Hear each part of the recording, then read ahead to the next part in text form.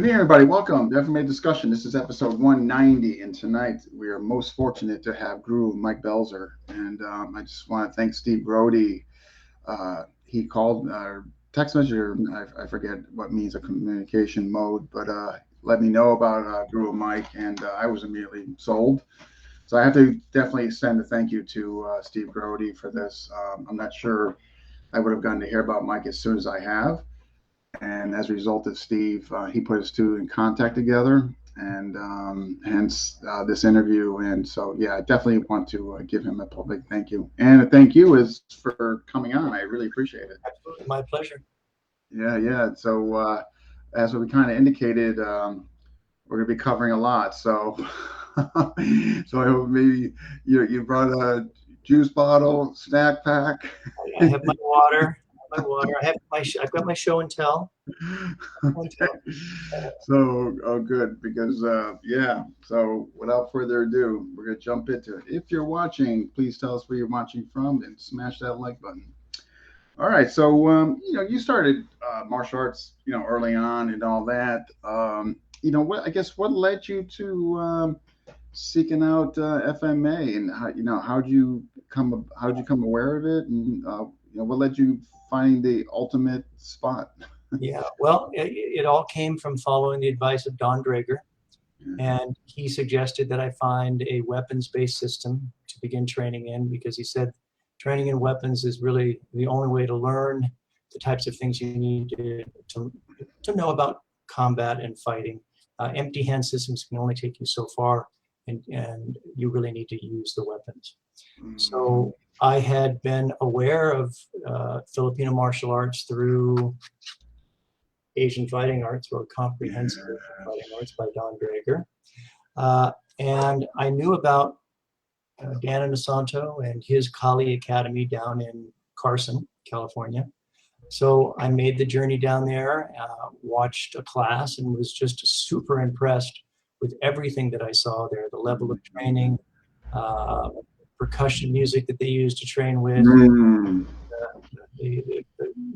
the flow of techniques, the stick and the knife and the empty hands and all that. So I inquired how to become a student, and was interviewed by Guro Richard Bustillo, may he rest in peace. And said, we have got a waiting list, so we put you on the waiting list. And a couple months later, I got the call, we're starting a Friday night class. If you're still up for it, see you at 6 o'clock on Friday. That was back in 1979. I was 22, and I've been practicing FMA ever since, and integrating it into the Hawaiian Jiu-Jitsu that I grew up learning and practicing. Wow, that famous! I hear about that famous phone call when you're on the waiting list. You get that famous phone call. Right. Okay, well, and then I think Burton told me a very similar story way back. That famous phone call. So when you're going there, obviously, you're not just going with newbies as far as instructors. You're going obviously two legends. Even back then, I think they were even like legend. So what was that experience like? You're going in there, and there's, we're gonna get to the all-star cast as far as the classmates, but definitely it was intimidating. Just out of the box, it was intimidating. The level of training that I saw there, when I walked in, even before I walked into the academy, I heard the sound of drumming, and I was like, what am I walking into here? Is this a dance class or what? So I walk in there, and then I see the guys skipping rope, and then lots of sweat, and then they're doing these kind of yoga-like warm-ups, all to the drum, ba-da-bum, ba-da-bum, ba-da-bum. And I'm like, wow.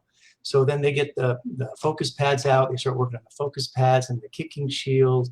Then they start working the single stick and the double stick. And then they got into hubud and into locks and sweeps. And I was like, whoa, all of this stuff is happening in a couple of hours. So when I started to do the training, it was in, back then, it was still phase 1, phase 2, phase 3, phase 4. And it was phase 1 with Richard Bustillo. And definitely he was somebody that you didn't want to mess around with. You know, when we got to the point where we put on gloves and started to do some controlled sparring, he said, when you hear the sound of the drum, that means break. And if you do not separate, he says, you see this spear? I was like, yeah. He goes, I'm going to throw it at you. So he was definitely somebody like, okay, whatever you say, Guro. Yeah, yeah.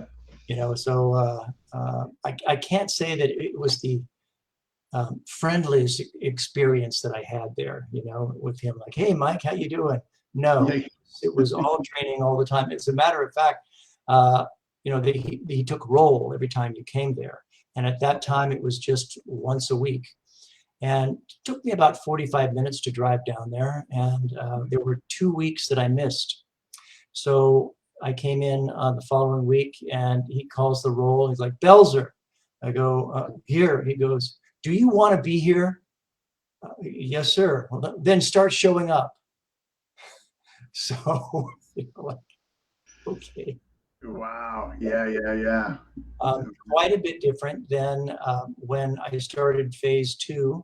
And maybe it was even before phase 2. I think Guro Dan came in and probably substituted for Guru Richard on a night, you know. And so I remember a drill where we had to run, jump, grab the stick, roll, and stand up. No problem, you know. I can roll with the best of them. So I jump, and he notices that, and then on a break, he's like, "You have very good rolls. You know, what's your background?" And I said, I grew up doing Don Draeger Jiu-Jitsu. And he was like, that's Okazaki style. And I thought, wow, he knows. Wow, yeah. And he said, you know, Okazaki, his name was known to the old Filipino masters in Hawaii. I said, really? Because I didn't know that. In our history of Don Draeger Jiu-Jitsu coming up, we know that this man, Henry Seishiro Okazaki, learned most of his martial arts on the Big Island of Hawaii, starting with Jiu-Jitsu, the Yoshin style, but also learned Hawaiian Lua and other arts, including Filipino knife play. That's how it's listed in our kind of lineage of the arts study. And so that always interests everybody. Is like, Filipino knife play, what's that? You know, and the fact that Guro Dan is saying Okazaki's name was known to the old masters, you know, that means something. If you, it's not like you go to a seminar and you show up and you learn a few things and then you leave. You know, the old masters don't know your name that way. How do the old masters know your name? You show up. You stand at the end of the line. You do all the basics, and then eventually they go, oh, who's that guy down there? You know, he's showing up. He's pretty good. So that always made a big impression. Yeah. I mean, honestly, he had to leave a resonating effect on them for them to even mention that in that regard. Yeah. I mean, wow. So when you're getting threatened by GM Bustillo with a spear, I'm gonna assume things got better as time went on. They did, but what it was really was, you know, you're just one of a bunch of people in a class, and you're learning the basics, and then pretty soon after that, I would say after phase 1, Guro Dan opened up his school in Culver City. And since I lived in Culver City, you know, it was a no-brainer. It just makes sense. Gotcha. Yeah, so I moved out of Kali Academy and started doing with Guro Dan. And that was, I think that was a Monday, Wednesday program in Culver City. And that is when he was partnered up with Hawkins Chung doing the Wing Chun. Oh, okay, okay. Yeah, yeah. So that's what we did there. And at that time, that's when other full instructors were also teaching the regular classes. Chris Kent was one of our teachers. Cass Magda was one of our teachers. Yeah, Alfonso Tamez. Yeah, it's wow. So when back at when they were still both together and all that, I mean, who that you recall that were classmates that have, of course, are now well known in the FMA community. Who was in your classroom? Well, sometimes the class formations changed depending on where you were. Culver City had a group, and then the Marina Del Rey had a group. But the people that I remember coming up at the same time I was coming up, Burton Richardson was there, um, uh, Crafty Dog, Mark Denny Mark Denny, yeah, was there. There was Nakamura, yeah, yeah. Shoko, um, Cliff Stewart. Cliff I don't know Stewart. is a name that rings a bell. Also, rest in peace for Master Cliff Stewart. But yeah, like that. Jeez, and then I'm just thinking of names back then because you met Steve Grow. I'm assuming you met Steve back then. Steve Grody was great. He was great. All I remember of Steve Grody was he was one of the senior guys. He was over on that end. Oh, okay, okay. And 30 years later, like now, I finally get together with him.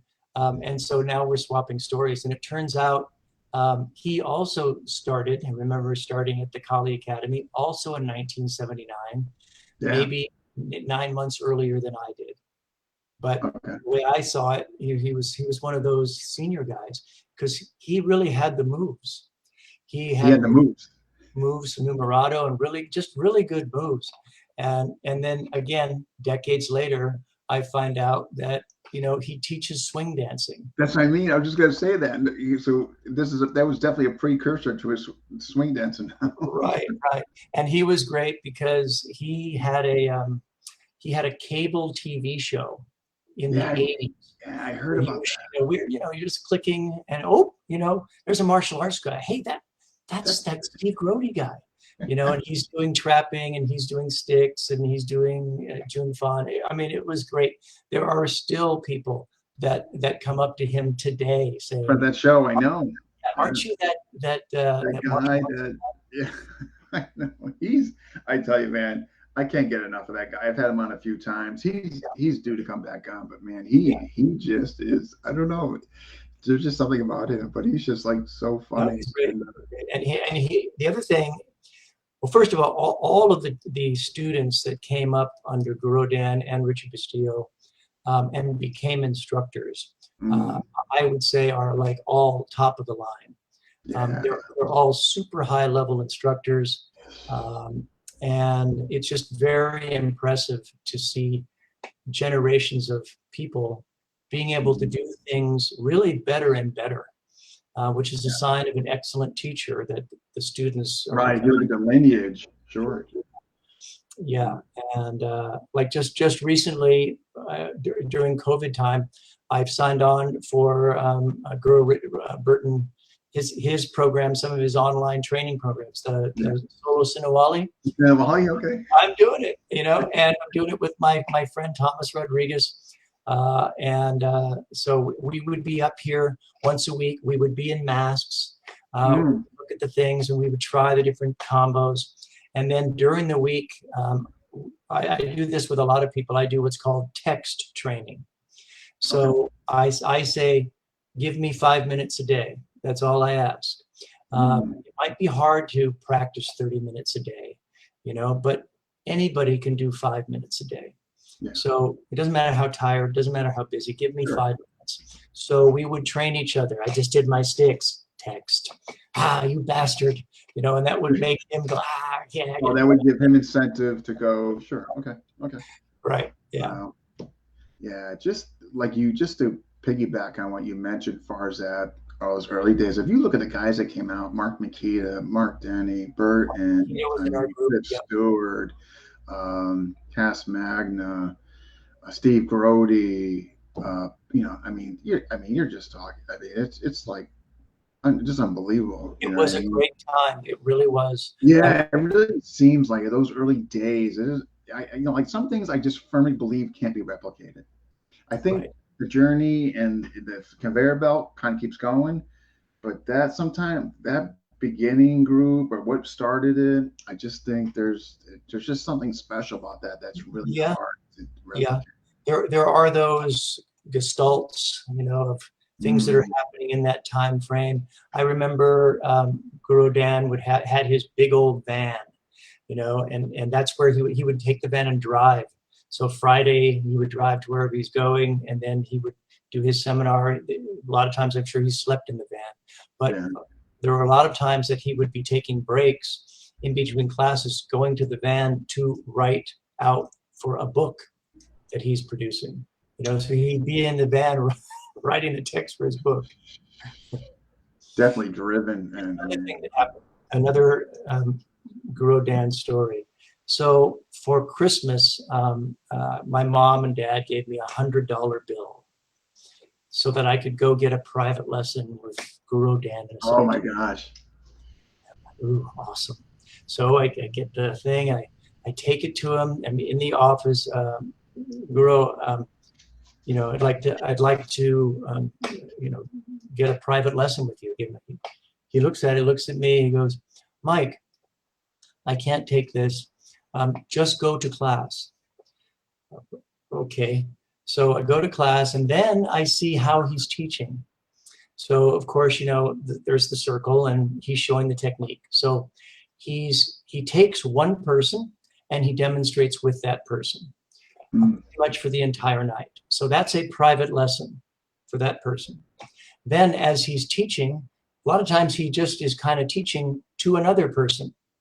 So teaching to me, there's a private lesson for you. And then everybody practices. okay. Okay. And while everybody's practicing, he calls over some of his senior guys.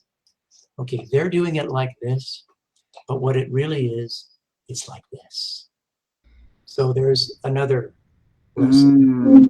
Yeah. Wow, excellent. Multiple private lessons happening at once. And if you weren't listening, he'd go on to somebody else, Okay. you know? So a very interesting experience, but he refused my money. Right. So you got to keep the 100 and spend it elsewhere. Right. Yeah. So we got some people saying, oh, we got Elric who submitted some fantastic questions. And we got Casey from Canada. We got Mahi Paul. And we got Guru Louie from Canada. And we got Paul Paul. And Guru Louie wants to know, was it Guru Dan's brown van? I remember a brown van. I remember some designs on it, but yeah, it was brown. So it was the infamous brown van. It was a big boy. Yeah, it was a big one. I'm sure back then, I'm sure it was. Back then, I mean, you're talking late 70s, early 80s. Vans were not small back then. Yeah, I've got another one for you since we're just kind of Sure. here, and it does relate back to my jiu-jitsu upbringing. Guro Dan, as most of us know, is just famous for bringing in all these top level instructors, everything from Master Chai for Thai boxing to Penda Karpal for the Jacques Silat to the Savat team from France to the Shoto guys. I mean, just you name it, they're all coming to the academy. So one night, Professor Wally J comes by the Culver City Academy. This is at the end of class. He just comes in, he's sitting down watching, and he came over to meet Dan Inosanto, Bruce Lee's student, for the first time. And you were there for the first time. Wow. Yeah. And so, class ends, people leave, and there's, people remaining.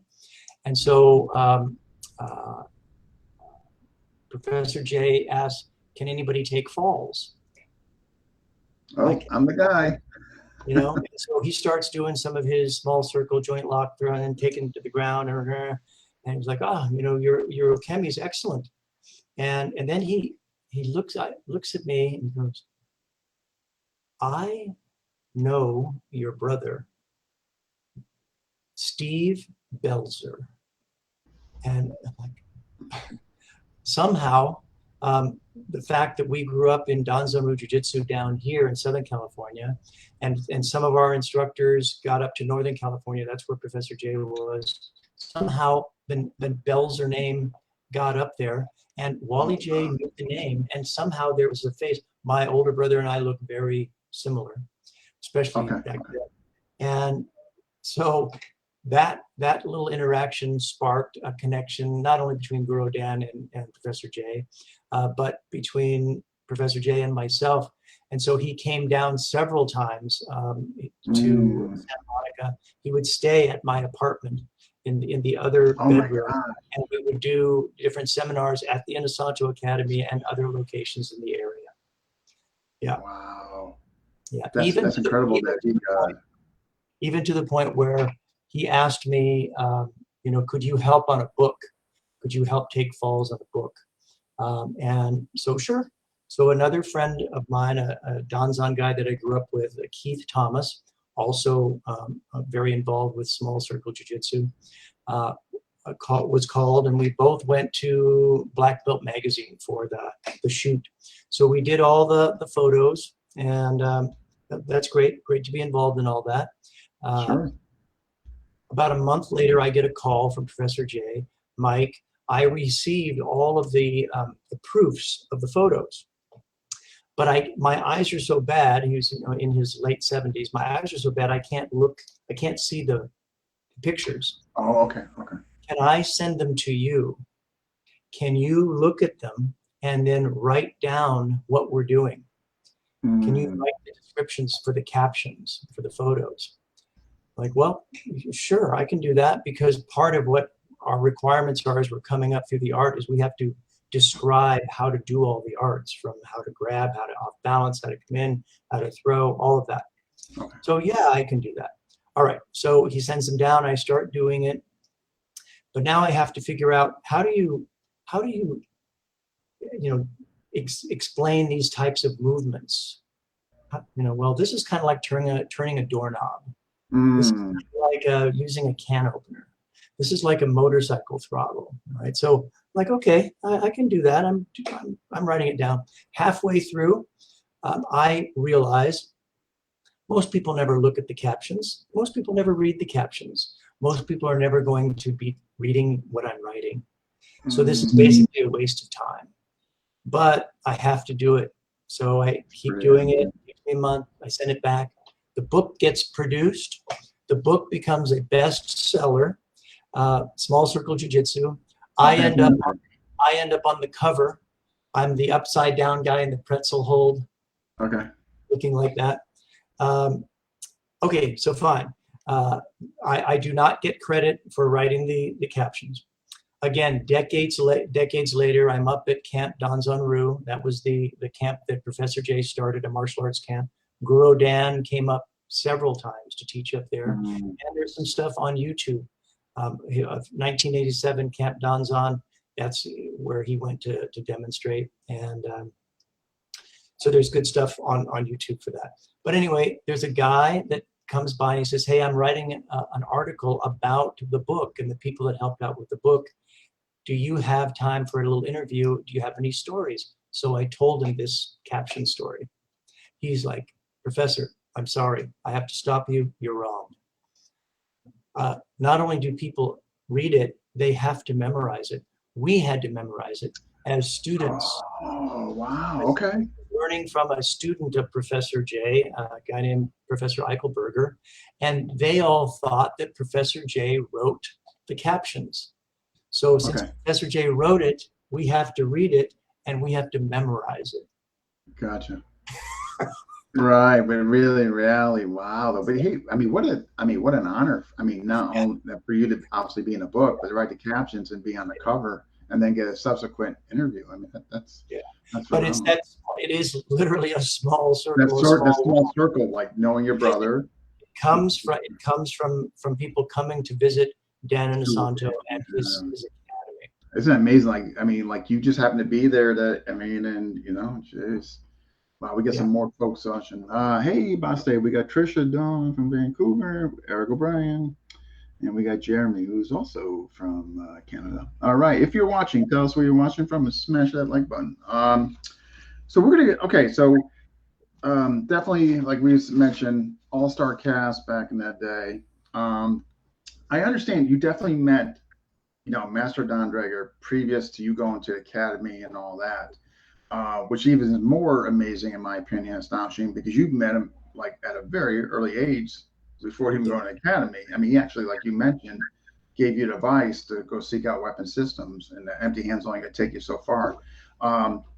Where did you, so how, at that young age, I mean, how and where did you meet Yeah. Master Well, Donn Draeger? first of all, I don't know if people can see this. I'm going to hold it up to the camera. Oh yeah, we can see it. Okay.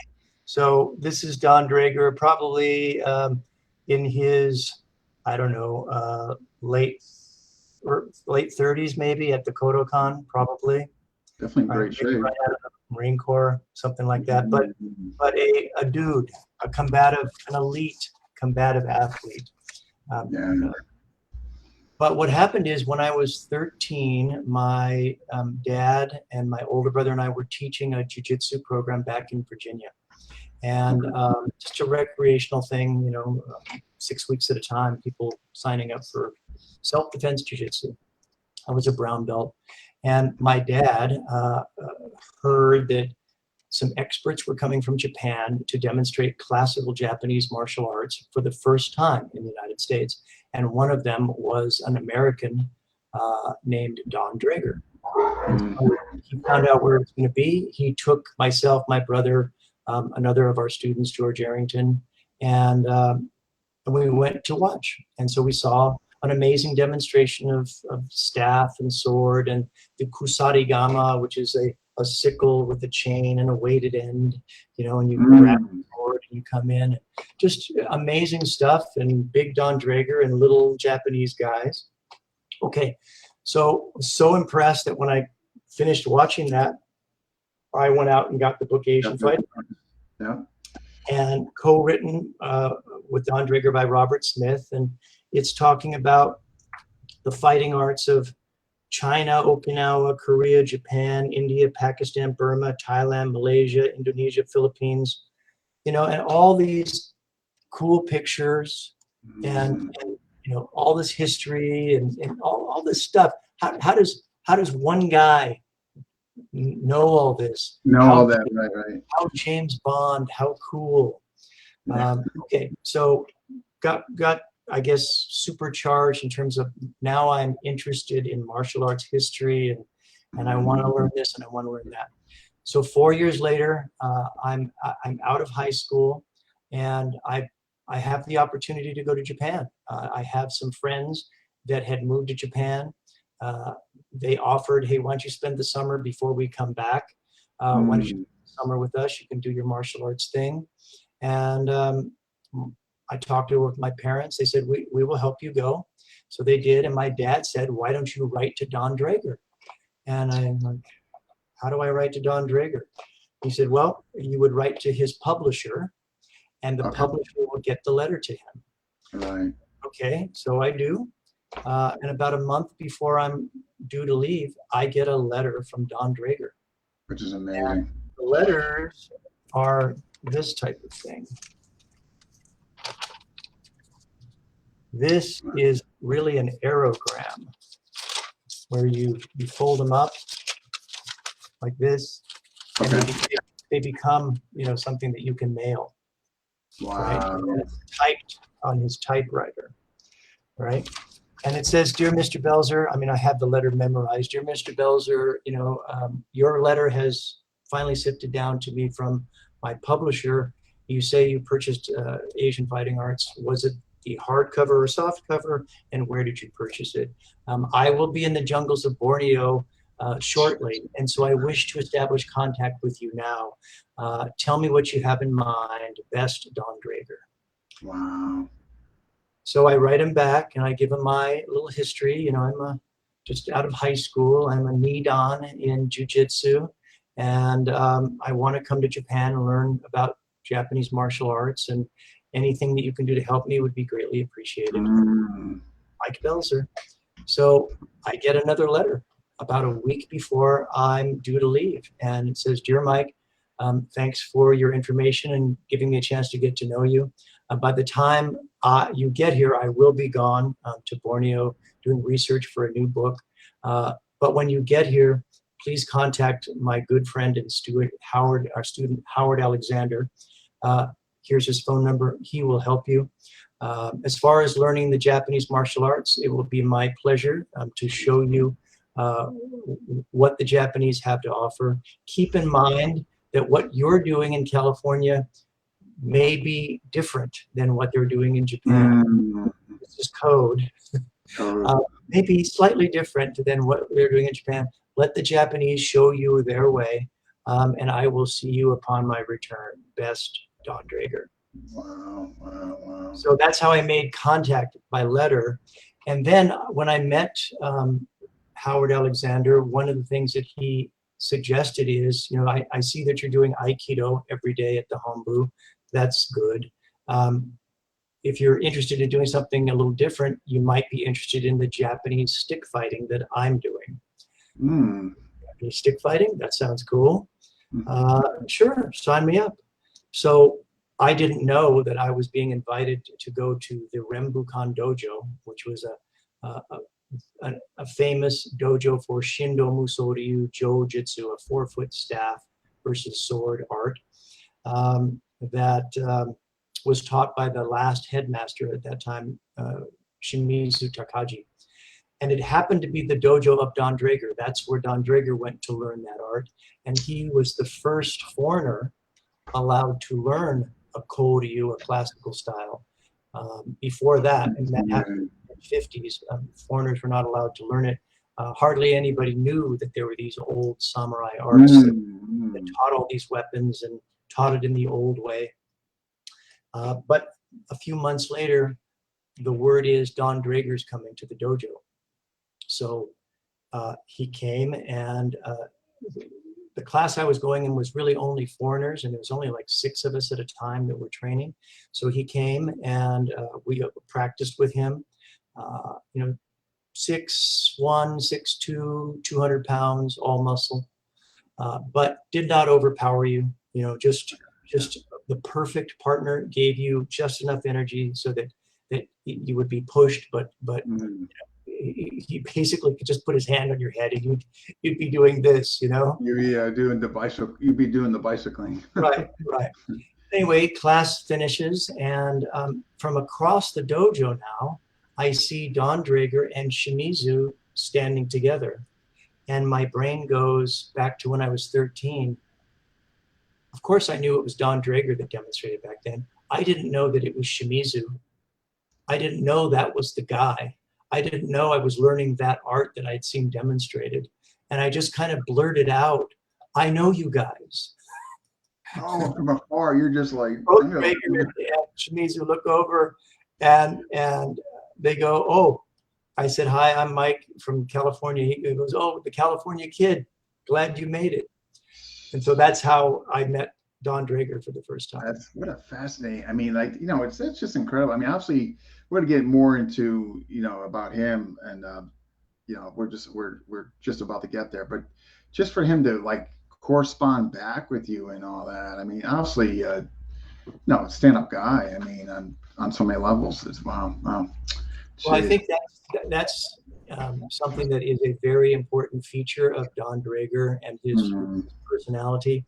When I was 60, I decided, Draeger died at age 60. I would like to do something to commemorate his life. And the book has not been written about his life yet. But I thought, you know what? I have some unique materials that I can share. I have some audio tapes that were sent from Don Draeger to Richard Hayes, who was going to be the co-author of the first hoplology textbook that they were going to write together. So I have tapes that hardly anybody has listened to. And so I can take outtakes of those audio tapes and let you listen to Don Draeger talk about a variety of topics, including some personal things. I have letters that have information that can be shared. There's a lot of photos, there's some video. So in the space of about 90 minutes on a PowerPoint presentation that I give, at the end of that, you feel like you met Don Draeger. That's You awesome. listened to him, you heard stories, you saw him, you saw pictures, you saw video, and you really feel like, okay, now it's not just this guy. It's not, oh yeah, no, this is a great book. You know, Yeah, it's you actually context, and that's what I enjoy doing. But my point with all that is that Don Draeger wrote you back. He wrote you back. I know. That's what I mean. That's just like, that's, I mean, yeah. I mean, obviously that just says, you know, as far as his character and who he's about, that he would take the time to, you know, Right. correspond. You know what I mean? That, wow. Obviously a special man. So, all right. So that's where you first meet him and all that. So, I mean, and hey, that's a California kid, you know, and, but from there, I mean, that obviously, besides the letters, that's the beginning of what cultivated, obviously, a special relationship between you guys. Yeah. I mean, And so in Japan, I was only there for 9 months, and you know, in between high school and college, and I had to go back and start college. And I only trained with him a couple of times, 2 or 3 times maximum at the dojo, because he didn't live in Tokyo anymore. He lived in Narita, Japan. So anyway, when it was time for me to leave, he happened to be at the dojo, and he said, you know, if you are interested in continuing to stay in touch, we are developing this course of study called hoplology, the study of warriors, weapons, and their fighting systems. And if you're interested, let's stay in touch by letter, and I'll keep you informed as we go. And so, yeah, I know, you're going to refuse. okay, sign me up. So sure, you know, of course, I wrote, he wrote back. In that time period of 75 through 79, he was very active at the University of Hawaii. He was going back and forth doing hoplological research on Hawaiian weapons and fighting systems, working at the Bishop Museum, and also presenting courses on Japanese martial culture at the University of Hawaii, the East-West Center. So he would ask me, Mike, you know, please write a letter of interest to such and such and such and such department. Ask all your friends to also write letters. And this is way before email or the internet or all that. This is all handwritten, typewritten letters. So that's what, and eventually in 1979, I got an invitation from one of his students in Malaysia, inviting me to an international stick fighting camp. I remember you mentioning this. Okay. The Jodo or Shindo Musoryu Jiu-Jitsu program. The term Jodo is a modern term. Jiu-Jitsu is the older term. Back then, it was really used interchangeably. These days, it's kind of 2 separate things. But back then, it was used interchangeably. Anyway, so like, let's see, I just got invited to go to an international stick fighting training camp. Okay, I'm going. And in my mind, I'm thinking, remember the Enter the Dragon scene where you've got all the people? Yeah, the whole, yeah, exactly. Yeah. You know, and of course, this thing is going to be taught by Don Draeger. I'm thinking I'm at the end of the line, in the back, jumping up, you know, and that's what it's going to be. Yeah, sure, sign me up. So I write back to this man, Karuna Karan, who was Draeger's top guy in Malaysia. Okay, you know, I'm planning on going, and I'm going to follow your directions. So I repeated the directions. You got to make this appointment and this reservation. You got to go to this hotel and get this. Yeah. So I write to Draeger. I tell him all this. He writes, "Dear Mike, on the contrary, it is I who must thank you for your sacrifice. I mean, and you are going to have to sacrifice to make this trip. However, it will be the trip of a lifetime. You will meet many great people, and you will see things that most people are not able to see in terms of martial arts. I don't mean to mess up your plans, but if you want, you can fly the cheap way. Meet me in Japan.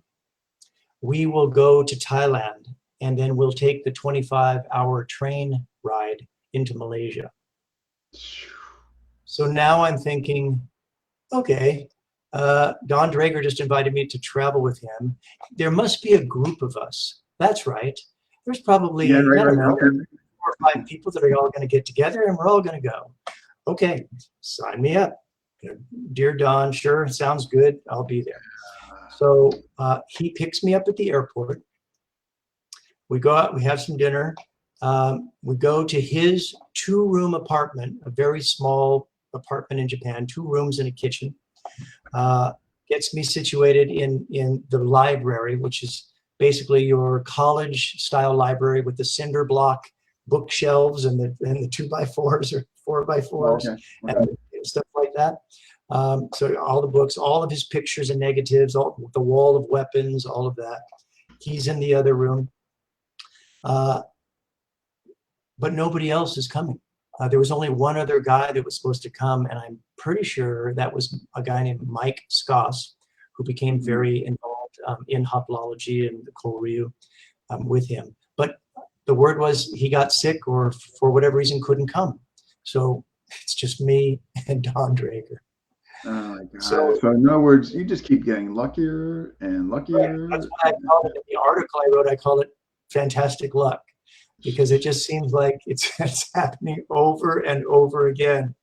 So that's what happened. And I had a list of about 25 questions about hoplology that I was able to ask Don, as we had 25 hours going through the side of Thailand into Malaysia. Then we get to Malaysia. We have the 5-day camp training 3 times a day. And I'm still a total beginner. When I was in Japan, I learned the 12 basic movements and 12 basic kata of what's called omote. Okay. I only learned the staff side. I didn't even learn the sword side. Okay, so it'd be kind of like going back to Los Angeles. There really isn't anybody to practice with. If you don't know the sword side, okay. you can't do the kata. It's all kata based. So it'd be like, I'm going to go down to Argentina and learn the tango, but you come back and there's nobody to tango with. Right, there's nobody to tango with. Yeah. What are you going to do? Just solo around? No. So I hadn't been able to practice for 5 years. So I go to that camp and things start to come back fairly quickly, but still it's not like I was expecting to do anything. I'm not going to test or Yeah. But at the day before, and everybody else is preparing for testing, but I'm not. I don't have to.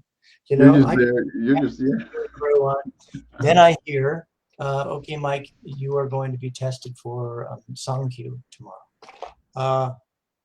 Hang on a second. No, I'm not. Another one of his senior guys, a guy named Pascal Krieger, who's head of all the European Shindo Musoryu now. I was like, I don't really need to test, or I'm not trying to get rank, and I don't need any give me promotion because you came here, here's a promotion. I don't need that. He's like, Draeger Sensei said that you're going to be testing, so you're going to be testing. Here's what you need to practice. I'm like, everybody else has had a week to prepare. He's like, stop whining. He said, here's what would happen to Draeger. Draeger would be set up with Shimizu to go do demonstrations. So they'd be practicing.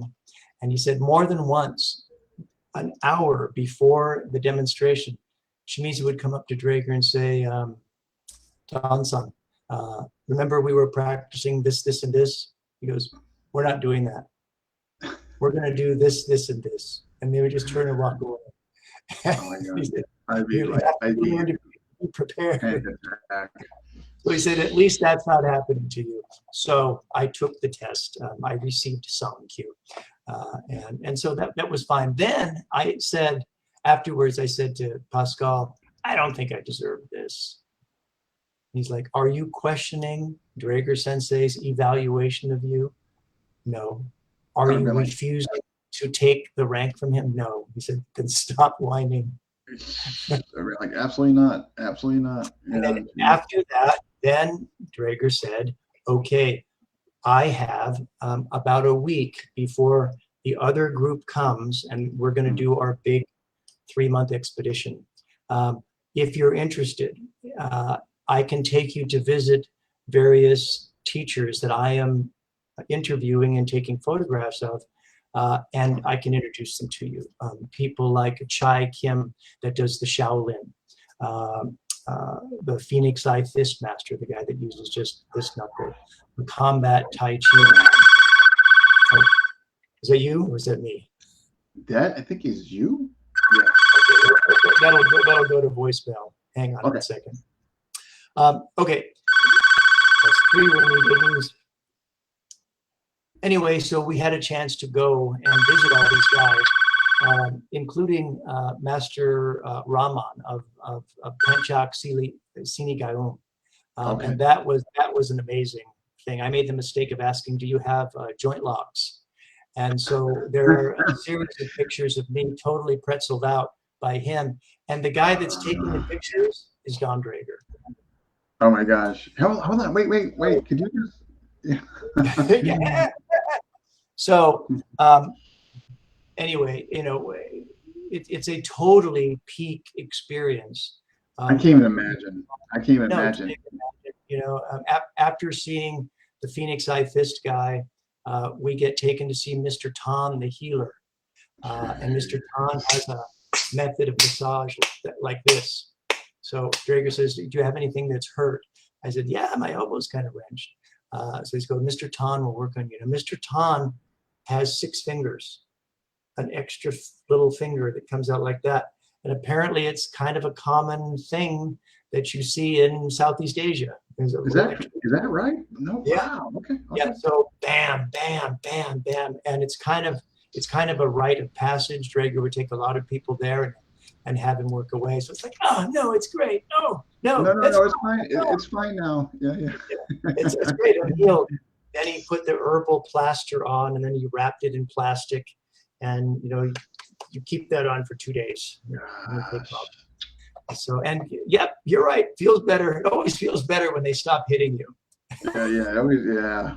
My God, I can't remember that. All that's over. We go to the airport, and I look at him, and I'm like, you know, I can't. What do I say? Thank you, and it doesn't even come close to expressing what I'm feeling. He's like, no words are necessary. He said, next time you'll come on the big trip with us. And I said, okay, well, you know, I'm in the same situation as I was before. There's nobody teaching Shindo Muso Ryu Jiu-Jitsu. Yeah, right, when you go back. Right. Now what do I do? What do you suggest? He said, you need to find a weapons-based system. Oh, hence the academy. That's what got me looking. Gotcha. Wow, we got some more people here. We got Russell. Hey, we got Ramon, Guru Russell. Hey, my man, Guru Sean. And we got Frank. Hey, Frank. And we got Maestro Alvin. All right. So this is incredible. Like when all this is going on, like regardless of like who is exposing you to the camp there and all this, like, you know, you're at a young age. I'm just trying to think as far as like my perspective. You know, like, did you realize just like how special this was, or the greatness, or the like what you're being exposed to? I mean, because I'm thinking at that age, like I know I'd be like, wow, this is unbelievable, but I don't know necessarily like that. I would have thought like, no, you don't understand. This is incredibly unique. What's happening to you at this age? Were you able to? I think there was always an awareness of that.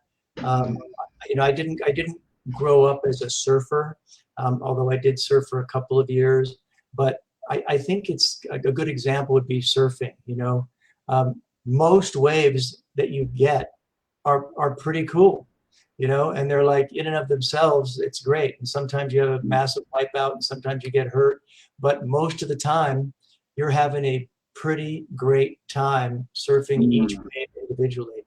And whether it's, you know, learning your basic movements, or learning your counters, or your first match, or your first sparring, or your first time you picked up a training bolo, or the first time you met this instructor from another style, you know, they're all super interesting, super unique. And, you know, it's just one of those kind of those Zen moments where you're totally there. And yeah. Wow, that's fantastic. Yeah, wow, that's man, jeez. So let you know. Okay, I mean, let you know. I got some questions from Alaric, and we're gonna kind of this non-apology, and then we're gonna jump on to Grandmaster Illustrisimo and your. But let's talk about him. I mean, obviously, this guy obviously, tremendous influence on you. You guys actually met, all that. What can you tell us about the man, the mentor, the teacher, which ultimately became your friend? I mean, and the second part of the question is what arts did you train with him, like kind of one on one? Now you're talking about Don Draeger? I'm sorry. Yes, correct. Sorry. Yeah. So the art that I learned and trained was Shindo Musoryu Jiu-Jitsu. That was it. I remember when I was there in Malaysia, I asked him, would you throw me around? Because I wanted to see what it was like to take a few judo throws from him. And so we did that on the grass, and he's like, Guru Kemi. He says, but he said, be careful of judo. It's only going to get you hurt. And a lot of judo guys, their knees, and what goes second, their shoulders. Yeah. Put you in from age 8. But yeah, it was the Joe. And that was an amazing. Okay, you were telling that. And 4 foot, am I correct? Yeah, 4-foot staff. Mm-hmm. Okay. Yeah, slightly longer than the sword. If the sword's like 3 feet, the Joe's a little bit longer. Gives you a little bit of extension on the sword. Okay. Wow. All practiced with kata. There's no sparring. It's all prearranged movements. Okay. And then what about what do you do about the man? Again, I mean, obviously he had an affinity for you. I mean, he just didn't write you back. I mean, obviously saw something in you. So what can you just tell us about him and like as a mentor, friend, teacher? I mean, Here's what I think it was. He responded to anybody that was a sincere seeker of the martial arts. If you were sincere and you were wanting to actually learn and do it correctly, he would help you. And this happened. You're going to hear this story time and time again with people that met him, that maybe lived in what's called the Ichigaya house, which was a house in Tokyo where Draeger rented the big house and then had individual rooms, and he rented out individual rooms to various martial artists that wanted to come to Japan. He just helped you. He pointed the way, he made introductions. He took you to Sophia University to help you get signed up, for classes. He would go to the dojo and make sure you got in there. And all the while still doing his thing. He's writing his books. He's writing articles for Judo Magazine and Judo Illustrated. He's preparing to do his expeditions. He's paying out of his own pocket for students of his to go on these expeditions with him, because all martial artists are poor, so a very giving guy, also very private. You will hear that from most people that interact with him. He didn't talk about a lot of his personal life. And so the few personal stories that I've been able to get in some of these letters to Hayes and also in these audio tapes are really revealing, very interesting. For those people that are interested in, God, what was it like to travel with Don Draeger on other expeditions? Just recently, in the last month or so, Liam Keeley, Liamkeely, Liam Keeley is a hoplologist, and he was on the 1979 expedition, and he found his notes from the journal. And at my suggestion, I said, could you share that journal? Because nobody that has been on these longer expeditions has written about it and published it. And he's done that just recently. In the last month. He's been releasing this. Fantastic. Okay. Yeah. And just in this last post, it was talking about how they got potentially poisoned and how everybody got sick. So there's that. But the other part, and I think this is very important for people if they want to make a note, it's called the Journal of Combative Sport. Journal of Combative Sport. The Journal of Combative Sport. If you just type that in, a guy named Joseph Smith, a judo historian and martial arts historian, has created this. And you would look under something called the Great Enablers. And under that section, there'll be letters from Don Draeger. And these are letters that have been published by Don Draeger to Robert W. Smith, and which was the co-author of Asian Fighting Ropes. Okay, so the letters, this section of letters is called On Safari. So Draeger, while he's on expedition, is sending aerograms to Robert Smith. So from Indonesia, from Java, from Sumatra, you wouldn't believe who we met today. Incredible find, you know, the Chris is amazing. So that's probably the closest that people are going to get to being able to follow along while he's on expedition. So I highly recommend that. Wow. I got a question here from Elric, and his question is, how developed refined was Don Draeger's ideas around hoplology during the years you corresponded with him? Is this question. Okay, so I also developed a writing relationship with his co-author of the future textbook, a gentleman named Richard Hayes. Dick Hayes wrote to me after he wrote to Don Draeger asking about small circle jiu-jitsu, because this was just when small circle jiu-jitsu was being kind of revealed and talking about small circles and smaller this and smaller that.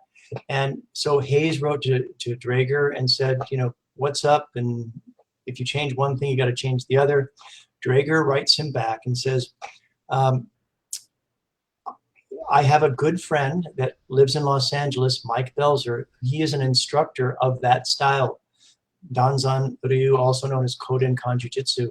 Here's his contact information. Contact him. I'm sure he can help you. So this is, I'm getting this letter, you know, when I'm like, I don't know, 20, 21, all right, 21 years old. I get the letter and it's like, dear Mr. Belzer, Don Draeger suggested I write to you. Here's the thing about small circles and stepping and shifting and stancing, and one thing will change this, you got to change others. I have no idea what he's talking about. None. I write him back, dear Mr. Hayes, thank you for your letter of blah, blah, blah. I don't know what you're talking about. Could you start from the beginning and please give me some more detail and some more context? Mike Belzer. He writes me back, all handwritten, by the way. These are the kinds of letters. These are the kinds of letters that he would write, handwritten. And this entire box is full of letters from Richard Hayes. Wow. So he writes back, he goes, this is perfect. He says, dear Mike, first there was the Big Bang. Then the universe was formed. Oh my gosh. And it wasn't a joke. He said, he took me through the Stone Age, the rise of hunter-gatherers, the Bronze Age, you know, the rise of cities, you know? My gosh. Okay. So anyway, that started that. And then he would be writing multiple letters to me a week. I would be responding back, multiple questions. The backstory on this person is that out of experiences in Korea, he felt that he was affected maybe through some sort of gas attack, mustard gas, something that became a universal reactor. He was allergic to everything. He was not quite a bubble boy, but he was reactive to everything. And so he really couldn't leave his apartment. He was married to a Japanese woman, but even she didn't live with him. She lived next door with her elderly mother, and they provided food for him, and all he was able to do is read, think, write. He would write to authors, ask questions, and they would write him back. So that's how he got the thing with Draeger. So he asked Draeger some questions. Draeger wrote him back. Your questions are detailed. It's too much to go into in a letter. I'm preparing to write future books. Please stay tuned. What happens is back and forth is Draeger becomes so impressed with the way Hayes is conceptualizing things and presenting concept and presenting ideas. Now Draeger is, you know what? The way you are approaching this is so impressive to me. I would like to invite you to be a co-author. Draeger was co-authors with lots of people. Okay. Right? And I think that you have some very important concepts and ideas to bring to this. Eventually, it got to that. 78, 79, they were really working on identifying what they called the 8 traits of combative behavior. And so those are things that Draeger was aware of through the Koryu, things like stance, things like Aiki, being able to be synchronous, blend with people, a Goju, hard and soft, a Kiai, vocality, Mukamai, Mukamai is the stance, intuition and mentation, things like that.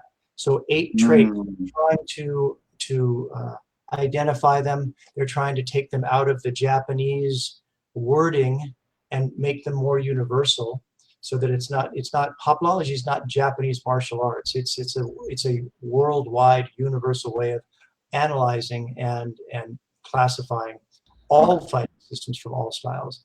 So they were in the process of getting all that together.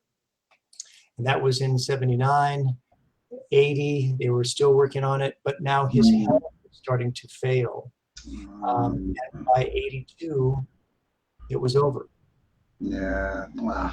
And during that time, they had established the International Hoplological Research Center.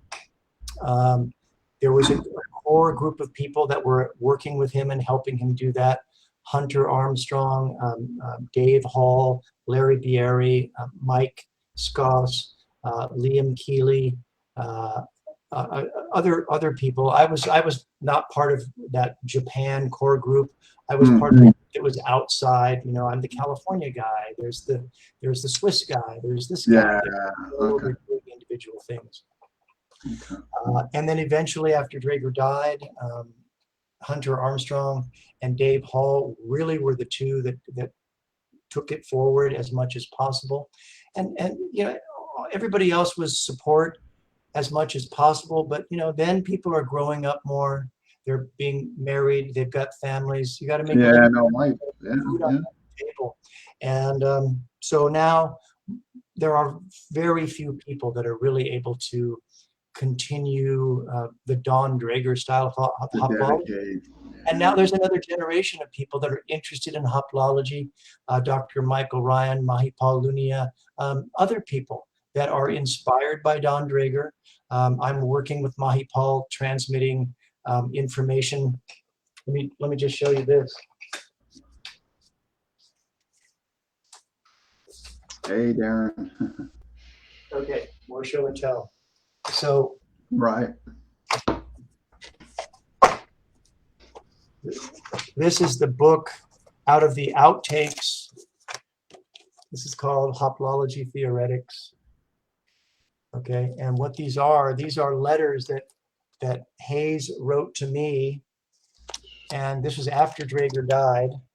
He said, Mike, I don't know where all the letters that I wrote to Don Draeger are, but my health is in question because he's this universal reactor. My health is in question. I'm going to transmit all the information to you. Okay. I'm going to send you all of the audio tapes for safekeeping. I'm going to send you all of his letters to me. And I'm now, prepare yourself, going to write to you about all the categories. The categories are the innate adaptive traits, the GAS, the GIS, the lowland, the midland, the means, ends, the place-time matrix, architecture, scholarship, and field notes. So over many months, he's writing. I have to take the handwritten letters, highlight them with different colors, different categories, take them to the secretary who's on the word processor. She puts them into the different categories, gives them back to me, send them to him, cross out, handwrite, arrows, diagrams, send it back to her, and eventually get to this. To get to that. Wow. Yeah, and even this, if I sent it to you or sent it to somebody, if somebody was reading it, you know, it might be kind of interesting, but we really have to talk about it. You have to put it into context. You have to kind of talk about what was happening at that time and who was doing what before it starts to make sense. The guts of hoplology, they said, were the IAT, MAT, the innate adaptive traits. That's what we're genetically born with. You know, your ability to control your fear response is genetically determined. And yours might be higher than mine. Mine might be a little bit lower. Okay, I might be more reactive to the fear response. Okay, your ability to vocalize, your ability to use your intuition and your judgment in a life and death threatening situation. That's what it's all about. Genetically, it's the roll of the die. Okay, but Draeger was very adamant about this. Yes, it's genetic, but through training, you can greatly enhance whatever genetic markers you might have. And he said between the untrained genetic guy and the highly trained, you know, low genetic guy, I'll take the highly trained guy any day of the week. Okay. So he felt that although genes, you know, of course, there's going to be play a role. Yeah. Yeah. Training is ideal. Right. Now, after all of this little booklet called the Paleolithic Adaptive Traits of the Fighting Man synthesize the different traits, the 8 traits. The steadfast mind, imperturbable mind, the manifest cognitive intuitive trait, the volitional trait, the omnipotent trait, the abdominal trait, the vocality trait, force yield trait, the synchronous trait. Okay, so this is what it all came down to for the guts of hoplology, these traits. So the idea is that if you're out there looking at a system, you should be able to identify, I see good, the Japanese term would be good zanshin, or good steadfast mind, or good no mind. In the Filipino Illustrisimo concept, dakip diwa, right? This kind of mirror-like state of mind. Well, that's what it is. Okay, so there it is. I just identified it, you know. All right, you know, the ability to flow, the ability to apply power. Look, you know, he's intuitively responding. So you're knowing what to look for rather than just, oh, wow, very flowery, oh, very cool, you know, that kind of thing. Interesting. Wow. Gee, so what? So we got another question from my head, and is with the trips to Indonesia and the other areas, you know, what do you think his opinions would be about the difference, you know, as far as the teaching methods in other parts of the world? You know, well, he was spending a lot of time in Indonesia, Southeast Asia, Malaysia, Java, Sumatra, all over, because he felt that many of those styles, especially with the tribal groups that he met, were still in use. And he said, you know, people are still utilizing these weapons. They're still using them. So there's a level of reality that's there. He also said, look, we have to document it. We have to preserve it because, you know, in 20 or 30 years, it might be gone. Yeah. So very anthropological and archaeological in that type of research idea. And he was very impressed with the system. I know he was interviewed on a radio show in Hawaii while he was there doing these Japanese culture classes, the martial culture classes, and one of the questions was, what art would you think would be good for self-defense? And he said Pencak Silat would be excellent for self-defense. Yeah. And so here we've got a guy that's 6'1", 6'2", Right. 200 pounds. The Silat guys that he's meeting with are, they're going to be coming up to here on him. You can be polite as you're having somebody show you stuff and still not think that much about it. You can be polite. Yeah. You don't have to be disrespectful about it. But you have your own opinions about what is good or what it will work or what would be effective. But for Don Draeger, judo man, to be impressed with the techniques of Pencak Silat and other arts that are connected to that said something to me. Plus, he was preparing a 3-volume set of books on Southeast Asian fighting arts. So one of the books that a lot of people are familiar with is Weapons and Fighting Arts of the Indonesian Archipelago, right? So this would be like the introduction, but he was preparing 3 more books of that. He said it was going to be his magna opus. So just awesome. Yeah, no, that's incredible. So you know what? Yeah. Okay. Yeah, the Chris, everything. Wow. Jeez. All right. So he gets he, like you mentioned before, they're gathering, they get fed, and questionable poison or Draeger himself said to Dick Hayes, I think we were poisoned. I think they may have stuck feces in our food. Another idea that I just read from one of Liam Keeley's posts is that there may have been some residue from bamboo that was stuck into their food, and that causes an irritation in your intestines, and they got amoebic dysentery from something. And according to Draeger, they all ended up in the hospital. They were very sick. They had to have 6 weeks of antibiotics, and everybody recovered. But Draeger just started to he had very difficult problems with circulation in his legs for a long time. But then I think it was his left foot got really swollen. And so he had to have surgery on that.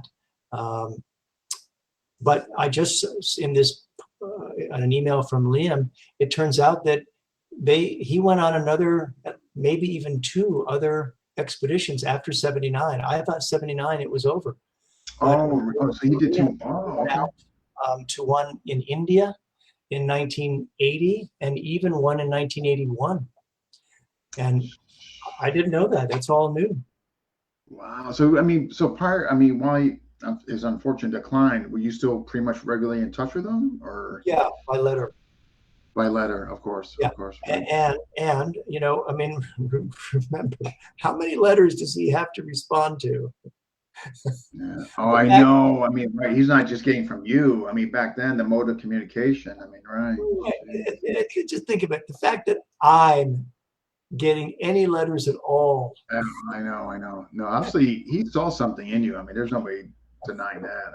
Yeah. So, of course, there may have been, some, father-son type of thing. Yeah, there was definitely something. Sure. I felt that, but I just have to share that I know many people that have had that same experience. With him. Same energy into so many people. That's just how he So that's what I try to do. Somebody needs something. What do you need? Yeah. You're gonna follow like what he gave to you. Let's show some. I'm gonna pull up some pics. I mean, what you sent me was incredible. So let's just show the folks, you know, yeah, let me just see here. I'll look for my favorite photo of Don Draeger. Sure, sure. So we got here, let's see. All right. Oh, here we go. This is a good one. Yeah. Okay, so that was in Malaysia at the In camp. Malaysia. Okay. Yeah, that was at the camp, and yeah, there you go. I'm 22. 22. I just unbelievable the age you were and you were experiencing all that. That's Now at that same camp, I got this picture of him. Check this out. okay. Oh yeah. I have. Okay, you sent me that as well. Yeah. Okay. So this kid is 9 years old, Okay. and his name is Peanut. That's his nickname. Okay. You know, I have to go practice with Peanut. Now I don't know if you can see, but Draeger's face looks pretty serious, and he is training with this kid just like he would train with an adult. Right. And it's obvious that Draeger is a little off balance here. He's So allowing the kid definitely to take off balance. force. This Yeah. technique is called tayatari. It's called tayatari. It's a double fist bump like that. Okay. So he's working with the young boy to give him the perfect resistance so he can recreate the technique. And here's another picture training with, this is the guy, where am I? With Karuna Karan. Oh yeah, I have that. Yeah, I have that one. Yeah. Okay. Student in Malaysia. So now Draeger's on the sword, and you can see that he's using the flat of his left hand to support the sword, making sure he doesn't grab the edge. Jeez. This is a picture of him airborne. This is pulling the sword out and cutting. This we don't know who took this picture. It looks to me like it was taken in Malaysia. Now this comes from a crouch. I don't know if you can see this from here. It's kind of like this crouch. Okay. And he leaps up like that and pulls the sword out. And pull and draws. Okay. Yeah. Okay. And so that's an area. How'd you like that coming at you? No. Can you, Guro Mike, can you see the picture I put up here? Yes. Okay. That's a great one. That's the Kusarigama. Okay. That's the Kusarigama. That's the one that I told you about. I saw demonstrate with Shimizu. Yes. Yeah. You know, and so you can see his face. That's the type of intensity that he would have when he would be working with you. So you better be on your game. Yeah. Right. Yeah. Now, when I was in Hawaii in 1980, I went there to go to the Bishop Museum. He was going to be in Hawaii, so I wanted to see him. And this is the last time I saw him alive. And this is the picture that I took. I have that. You sent me that as well. Yeah. So the caption I have for that, and you can see he's holding the Joe, right down at the bottom. The caption I have for that in my mind is always, "I'm ready. Are you?" Yeah. Wow. So now during these, because we're going to jump into the infamous trip to Tondo, but before we now during this time you're going back, like I mean you're trying to practice with whomever and all that. What led to the trip to the Philippines? I mean, you're still in touch. Like now, this is still when you're with Master Draeger and other. Here's just another little side story about Don Draeger. Okay. Sure. He was in a lot of pain in this particular time, leg pain, other pain. He was allergic to painkillers. He couldn't take painkillers. So he couldn't take. Oh no. And there's a story that I was told by Karuna in Malaysia that at one point when he was in Malaysia, a student slammed a car door on his hand and almost took off his little finger. So he went to the emergency room, The doctor said, we're going to have to take it off. Draeger said, no, I can't allow that. I need it for the sword, because the sword is held more with the lower fingers than the upper fingers. You gotta save the finger. So they sewed it back on, did that. And he's like, okay, I'm gonna shoot you full of whatever. And Draeger was like, you can't do that. I'm deathly allergic. Just do it. Yeah, so it's that kind of guy. In Japan, in his apartment, no air conditioning, no heat.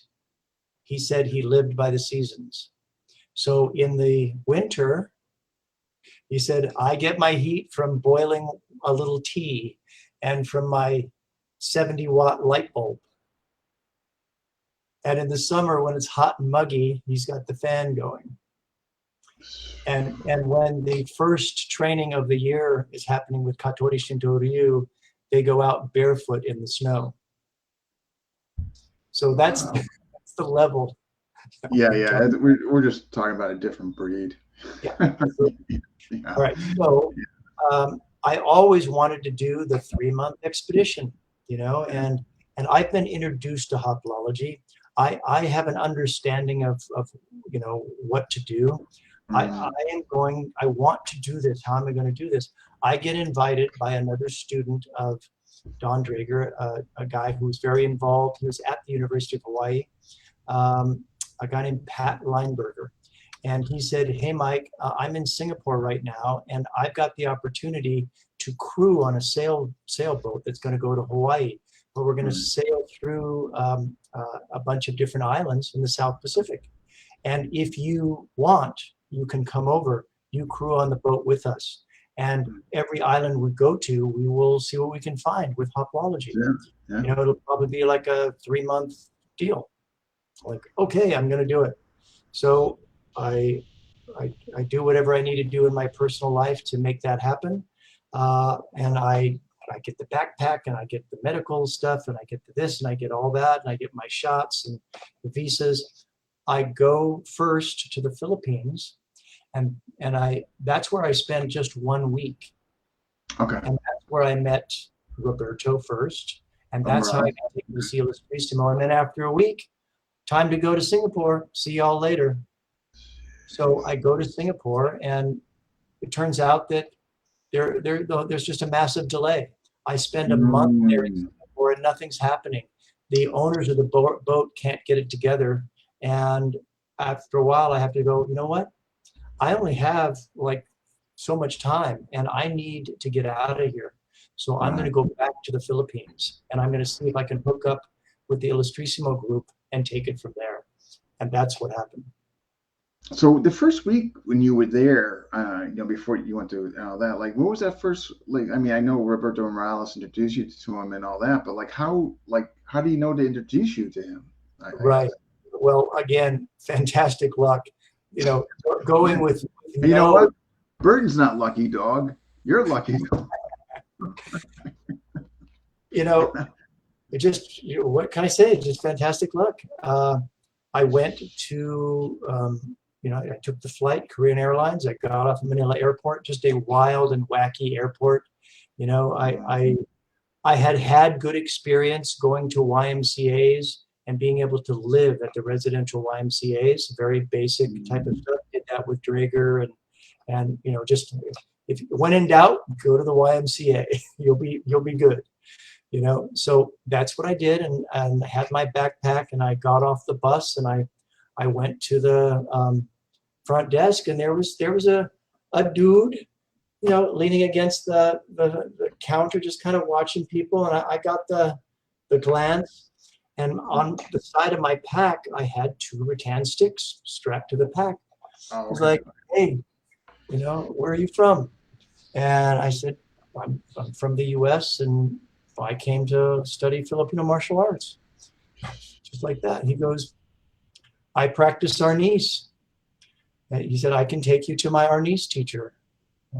He is known in the Philippines.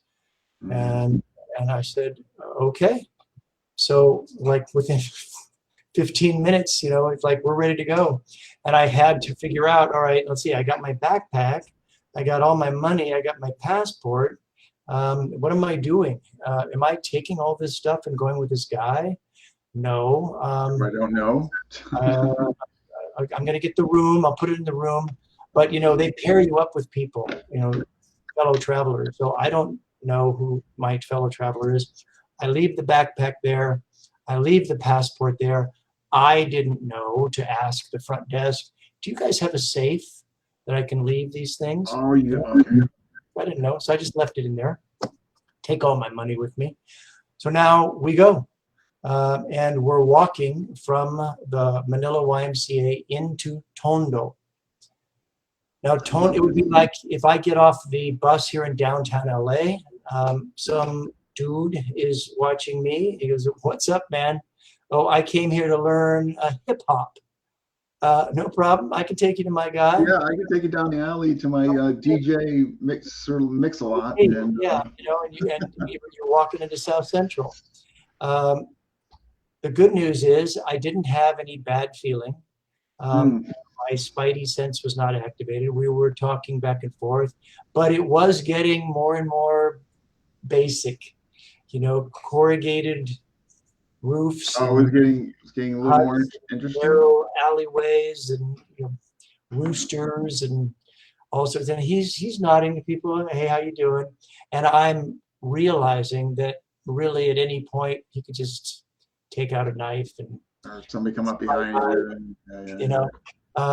But no problem. We come into this open area. It's like a basketball court area.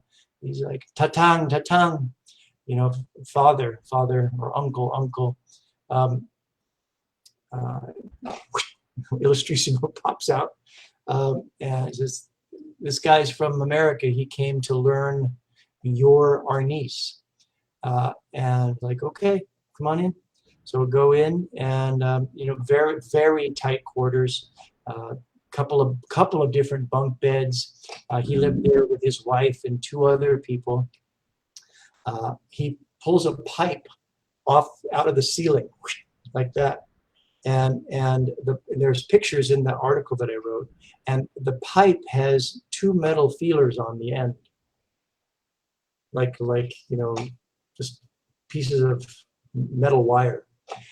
So he goes, "I attack, you defend." So he gives me an angle 1, I block, and the feelers are in my eyes.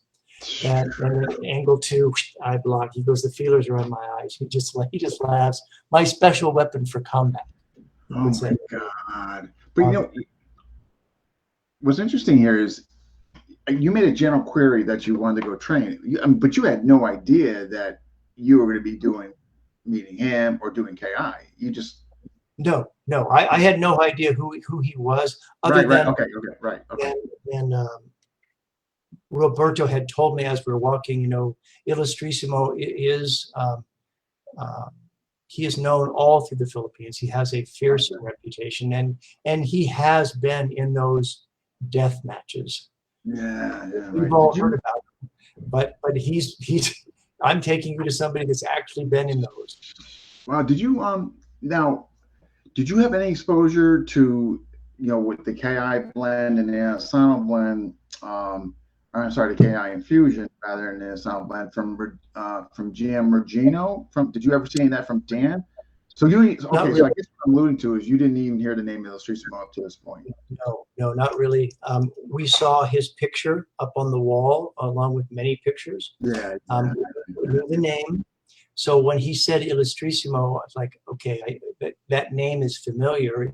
It doesn't sound like the most common name in the Philippines. Gotcha. Right. So I'm thinking there's some relationship, but I really didn't know. I didn't have any letter of recommendation from Dan. That's what I mean. Like that's why I'm giving you so much credit. Like you just got off there, the guy says, "Hey, I got this guy who will show you," and you're just like, okay. Yeah, and so he said to Robert, he said, "So let's have you attack, have Mike defend. I just want to see him move." Right, so he did that, and I showed whatever I could do, and so they spoke together, and Robert said, Tatang says your moves are beautiful. He says, but it's not our style. If you'd like to come in and practice with us, you're invited. And we practice at Rizal Park every morning at 7, and we'll be there tomorrow. Wow, So, which is very, very nice of him. Yeah. Jeez. So, all right. So you're on this. You're going to the park. Right. And this is for the first week, because right? First week went every day, and couple of hours, and it's very laid back. You know, it's not like, okay, everybody line up, salute. No, people are coming and going, maybe a little bit before work, you know, just different people. Illustrisimo would work with Tony Diego, that was his senior guy, and maybe they'd spar a little bit, you know, and then Tony would go, oh, you know, you just did this, what is that? You know, so then Illustrisimo would talk about it. There was a movement that he used a lot that looked, first of all, I'm no expert in the Illustrisimo style. You know, I traveled with him, I learned what I could learn. But a movement that he did a lot was this leg getaway and a flip like that. Okay. So this was used quite a bit by Illustrisimo and his students when they were sparring. And that was unique. I had not seen that before. He used a lot. He used the barong. That was his favorite. In training, we used sticks. And he was a big thruster. You know, he was always using the thrust. And this one was really terrible. You know, kit? Oh, that's a kit? Yeah. It's very hard to see and really hard to defend against. And I'm sorry, just for the folks, Guro Mike, and this just about what year is this about? This is 1985. 85, and yeah. Wow. And when I met him, the information I got from Tony Diego was that he was 72. But just last week, in a conversation it could have been older. With Mahipal Lunia, Dr. Michael Ryan, and Romeo Makapal, Romeo said no, he was closer to 82. Yeah, right. Because I mean, 8, right? Yeah. Because I think, and don't quote me on this. I'm not. Somebody I'm sure here will correct me, or there'll be probably 10 people. I think GM Tony 75, 76, and I think he was in his early 70s then or something. So how was it, man? So that week, like that must have been incredible, huh? I mean, geez. It was incredible. It really was. It was not, like I said, it wasn't formalized. It wasn't like line up, okay, warm ups, okay, now we do our basics, now we're gonna do, no, it wasn't that. It was just, you two play together, let me look. Okay, you know, go for the legs, do this. You know, Illustrisimo's method was not systematized when I was there. Yeah, that's right, but yeah. As a matter of fact, on our trip, when I started traveling with him, we talked a lot about, hey, you know, let's bring you to the United States and let's have you do seminars. But we have to systematize this, you know. You just go there and swing at me. It doesn't work at the academy.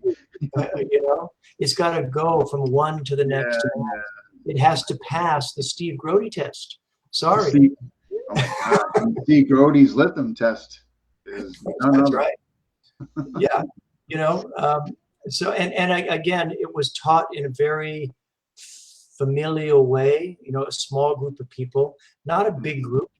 You know, can you imagine if you had like 20, 30 guys all trying to follow along and do this stuff? No, that'd be disastrous. So, I mean, so obviously GM Tony, yourself, some of the other. Yeah. Roberto Morales. GM Ricketts. You know, Professor Rickards was not there when I was there. Ray Galang was not there when I was there. But I know that. Okay, because he didn't move to the States until the 90s. PG Edgar moved late 80s. Okay. Just didn't see them. No, it's so incredible. I mean, geez, that you just even got to move around with them. I mean. Oh, yeah. Yeah. And most of Westerners, not till the 90s. Right. When Mark Wiley's book came out, then a bunch of people flooded over there to go train. I mean, so and Illustrisimo, he could still move really well, and if you started to rev up the speed, he'd go, whoa, whoa, whoa, whoa. As you're whoa getting hit. Wow. Here's so Guro Mike, I do this with all my guests. Yes. When I reach the hour and a half mark and I know there's kind of substantial content left, I always give them the option for part 2. And I definitely alluded, man, with you that there was a pretty good chance that we would be looking at part 2. That's right. We're only in the first week of the Philippines. We've got months to go. Well, we got still on this your week. Elric is some other fantastic questions. What's your? But I really don't want to wait long. Like, just generally speaking, what do you got going on, like over the weekend? Let's see. The Book of Life. Sunday morning is pretty good. So Sunday morning. I'm gonna look at my schedule. So Sunday. Okay. All right. So you know what? Saturday. I could be back here again for another 4 o'clock. If Saturday would work, I tell you, my Saturday night Saturday night would work well. That's fine. Yeah. I apologize. I just know I'm finding out just from audience perspective that hour and a half is there, and then for the YouTube downloads, like just from feedback, as far as when people kind of hit their. Totally. Yeah. So, but Saturday, 7 p.m., 4 p.m. for you, that would be wonderful. Okay. This has been, but I'm telling you, this has been absolutely phenomenal. And you know what? Like you said, because all the islands that you've in that, and your camping trip there with. I found my journals. Oh my God. Wow. Kali Systems, Illustrisimo, Pecate, Modern Arnis, Cebuano, Fraile, Paquiti Tirsha, Navales, Doce Prades, Tres Personas, The Unknown Style, Hollow Style, Isidro Modesto, Mindanao, La Punti. So, it's like going back into time. I haven't looked at these for decades. Wow. I have a feeling part 2 is going to be a blockbuster. You know what? You were one of the. See, I knew it. I had a feeling you were probably one of the first Westerners with regards to KI, not FMA in general. Russell here is saying that Indeed said that you were one of the very first foreigner. Because I know when Mark Wiley's book came out, that kind of Europe, kind of created a floodgate over there. But 85, you had to be. So you were a pioneer in many aspects. Wow, this has been absolutely wonderful. But so I'm still going to download this. It'll be 190, part 1, and I'm definitely going to do it. And then I'll definitely. You want me to share it to your wall? I could send it when it's all downloaded. I could send it to Messenger. Share it to my wall. That'd be great. Yeah, no, 100%. Yeah, so you allowed people could share there, no issues. Yeah, no issues. Yeah, no privacy. Okay, yeah, some people. Okay, no, 100%. So I'm gonna download it and I'll post it there. But this has been absolutely wonderful. The comments alone speak for themselves. So part 2, folks, is we're gonna get into all those island hopping. Those 2, I guess the 3 amigos or the 3. You had the 2. 3 amigos is a completely different movie.